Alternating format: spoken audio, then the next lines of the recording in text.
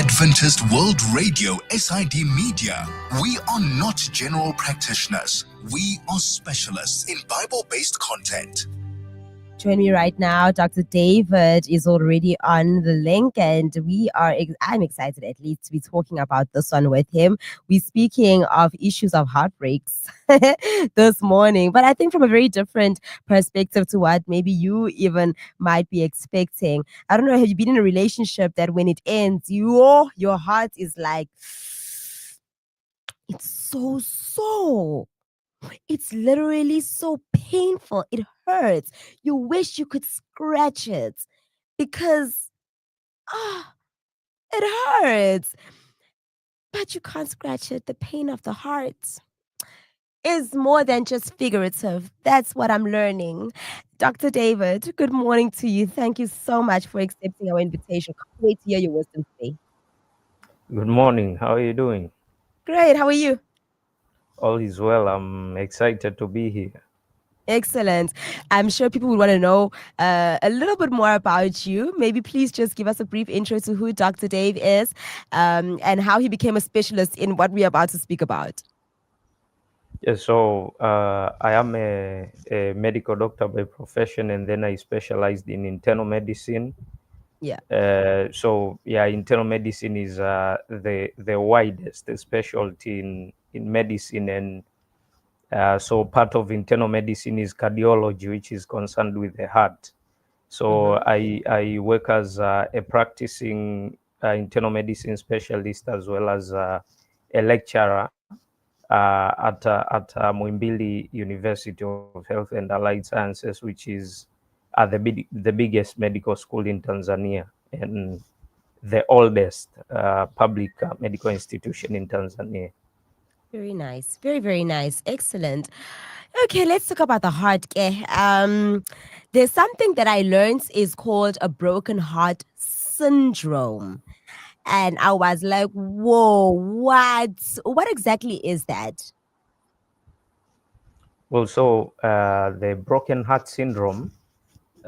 So this is a disease. Other words, you might hear some other words like Takotsubo cardiomyopathy. So that is Takotsubo is a Japanese word, and it's also called the literal heartbreak, and there are many other terms for it. So what it basically is, it's an acute disease, something that comes within a short period of time, and so what happens is the heart fails to function normally as it does. So just for a little background, the heart is just a bunch of muscles, and then in the middle you have some chambers, and the most important or the most function of these chambers is what is called the left ventricle. So for people who did some biology at some point, especially in secondary school, you might remember the basic structure of the heart. So you have four chambers, which are you have two ventricles and then two atria. So the left ventricle is responsible for pumping blood to all parts of the body through the biggest vessel, which is called the aorta. So with broken heart syndrome, what happens is the left ventricle, which is responsible for pumping blood to all of the bodies, it becomes dysfunctional. So it balloons, and that is where the term Takotsubo cardiomyopathy comes, because in Japanese, Takotsubo is an octopus trap. So if you Google the images, you can see. So the part of the left ventricle balloons, and the end result is that the heart cannot pump blood as it's supposed to be. So that is what has brought up the term broken heart syndrome. What would cause that? What would cause a person to end up with a broken? So it's a literal heartbreak, which is so insane. But what would cause someone to find themselves in that condition? And is it rare? Yeah, generally it's a rare condition, and mostly in terms of data, it happens mostly in people of advanced age. You are talking about particularly women in their 60s and 70s, but it can happen to anyone, even young people do. It can happen, but generally it's a very rare condition. And the exact cause of the broken heart syndrome is not known, but a number of factors have been shown to be associated with this condition. So interestingly, emotional issues have been associated with this. So for example, someone is having is bereaving a loved one, so they have lost someone close to them. You can think about all kinds of things that bring emotional disturbance. So the loss of a loved one, if you have issues with your work, relationships, household abuses, and many other things. And then apart from emotional disturbances, it can also come due to diseases. So, for example, someone has been hospitalized maybe for a surgery, they just came from a surgery, or they have other conditions, severe illnesses, which can end up breaking the heart. So, exact cause not really known, but these things that I've mentioned have been shown to be associated with the broken heart syndrome. Sure. That's very scary. So I think if we don't deal with our then traumas that we have, if we don't manage our emotions properly while we are growing up, we might end up being one of the few unfortunate ones with this particular condition, because then I don't know if it's that maybe the heart has too much baggage that it has to hold from many past experiences. Is that something feasible? Yeah, well, so one interesting hypothesis of the cause of the broken heart syndrome is that, I believe many of us have heard about the fight or flight hormones, the adrenaline, noradrenaline, and many others. So Yes. when you are scared, or when you are angry, for example, if you something comes up that makes you scared, and therefore you want to run, or something comes up and then you get really angry or emotional and you want to fight, the level of these hormones, adrenaline, noradrenaline, and others, surges in your blood. And so that is one of the hypotheses that have been put forward to explain the broken heart syndrome. That is one thinking that maybe these emotional issues or the physical issues that I talked about earlier can lead to an elevation in the level of these hormones, and therefore you end up with the broken heart. So a lot is still unknown, but those are theories, and a number of experiments or a number of research studies have been done, which are showing up this evidence. And therefore, yeah, I think handling, although it's a very rare condition, and maybe not everyone will get a broken heart syndrome just from not managing their emotions properly, but we need to know that we need to manage our emotions in order to avoid this and many other conditions that come with stress. Definitely. +2773 470 3520. It is a WhatsApp number that we encourage you to use if you've got any comments or questions that you have for the doctor, as he specializes also in cardiology, and you can then ask about the broken heart syndrome. I had no idea that such actually exists, and our emotions are integral to it as well. Okay, so a person who ends up with, unfortunately, the broken heart syndrome, is it? I mean, is it a symptom that goes away? Is it something that is dealt with, addressed once and for all, and you are good to go? How do we recover from that?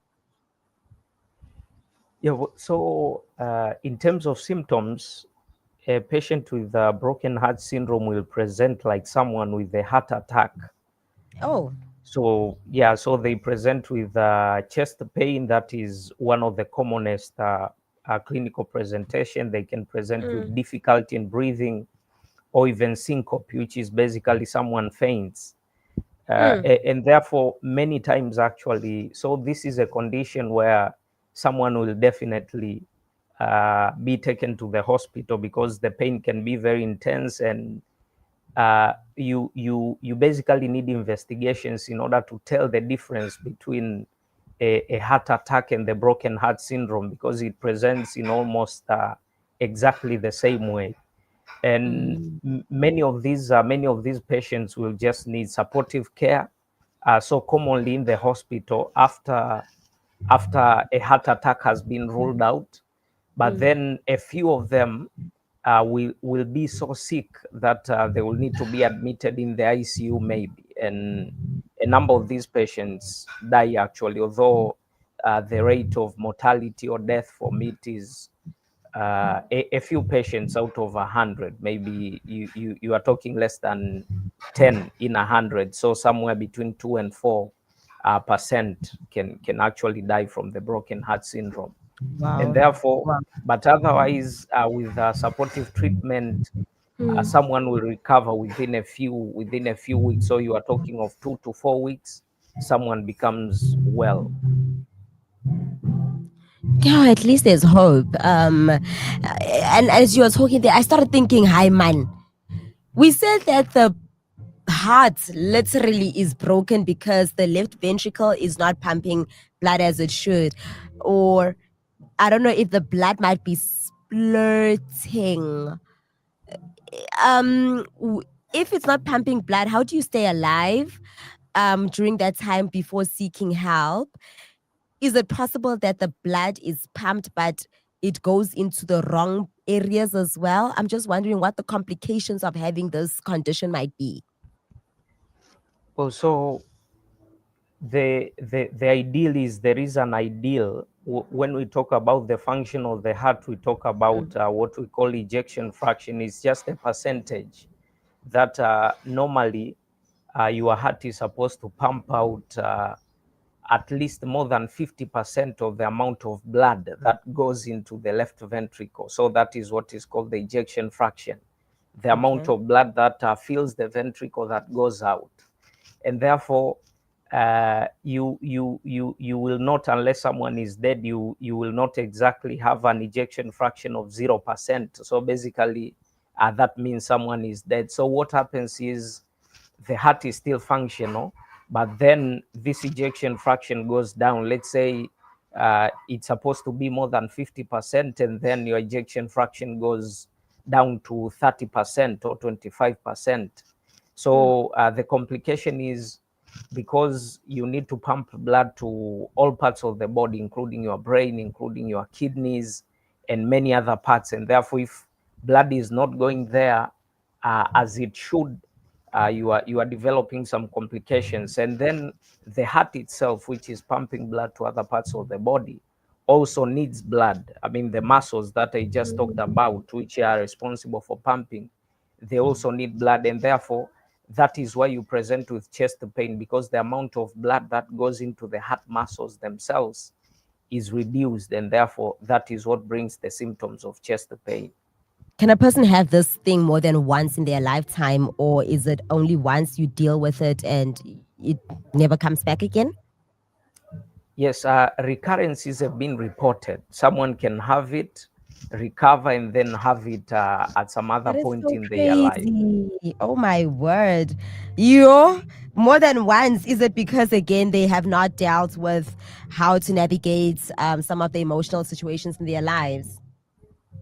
Yeah, so the risk factors are the same. Someone maybe experienced emotional distress at some point, and then they recovered from this condition, and another time it can be again an emotional trigger, or something physical like surgery, like a critical illness. So recurrences have been reported. Sure. Okay, maybe the last one from me, doctor, would then be how can we prevent finding ourselves with this condition? What can we do? Yeah, so generally speaking, as I said earlier, it's a rare condition, and it's difficult to Yeah. say who is at increased risk of this. Although, as I said earlier, especially women and people of advanced age, 60s, 70s, So I think from a preventive point of view, for all of us, the issue is to manage our emotions properly, and there are lots of strategies for doing that. I think actionable advice would be, because these other conditions we cannot really prevent them, but what we can do in terms of action is to manage our emotions. Yeah, sure. Someone is asking, Haibo, why women? Is it that they hold too much in their hearts? Are there too many secrets? Is it that they have to, in South Africa, there's one of our Nguni languages, there's a word called begezela. Is it that they have to begezela through, like they have to endure? Yes. They have to endure through a lot, whether it's in the marriage, in the family dynamics, keeping peace. Is that why women are more affected? And maybe, I don't know, because I'm not a man, maybe men are more able to escape, and if they don't like something, they get themselves out of it. They don't pretend, they don't. Why do women find themselves being the ones dealing more with this issue than the other gender, for instance? Well, so reasons as to why women are more prone to this condition are Yeah. not really known, and I think that's a very good question, because it I think it raises a lot of discussion, because when you think about stressors, I do not have the data exactly, but if you think about the differences between men and women Mm-hmm. who are having more stressors in life, I think that is debatable. And of course, in terms of coping emotionally, I think women are better equipped at coping with the stressors emotionally, because women tend to speak a lot, which is one of the strategies to cope with stressors. So men commonly tend to keep things to themselves, which is not really good for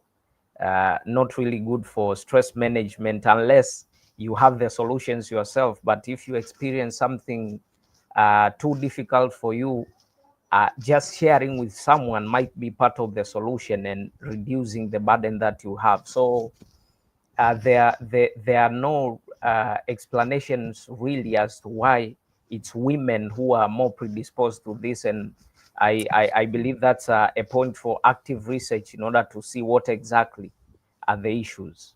I guess no, in my head, I've made a little conclusion. And if I'm right, I wonder, which communities of women are mostly affected by this? Is that something that you have access to, those data? So in terms of because for many conditions, what is talked about in terms of epidemiology, that is the geographically, in terms of age, in terms of sex. So Takotsubo cardiomyopathy, all this broken heart syndrome happens in people all over the world, and there it's because it's rare.